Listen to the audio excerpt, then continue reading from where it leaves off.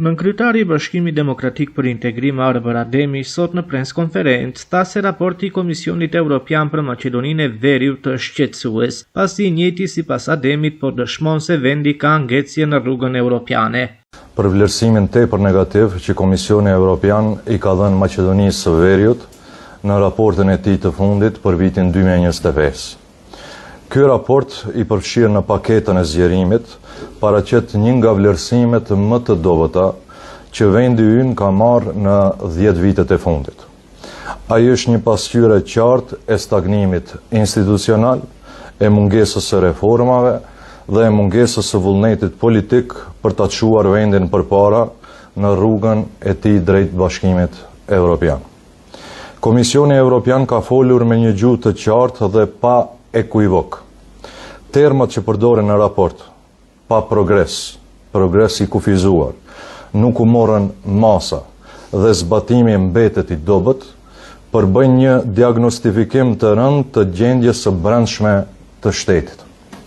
Këto nuk janë interpretime politike, por vlerësime zyrtare nga vetë Bashkimi Evropian. Mesazhi është i qartë, Maqedonia e Veriut po ngec dhe po humb terren në raport me vendet e tjera të rajonit.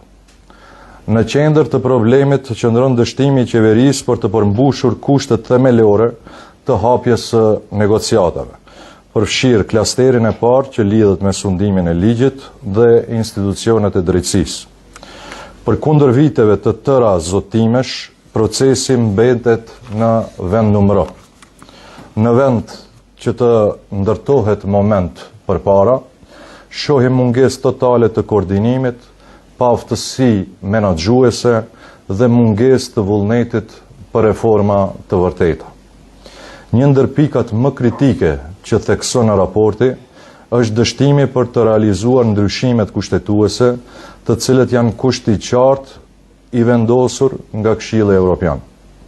Komisioni nënvizon se nuk është bërë asnjë përpjekje për miratimin e tyre. Kjo nuk është thjesht një vonesë teknike.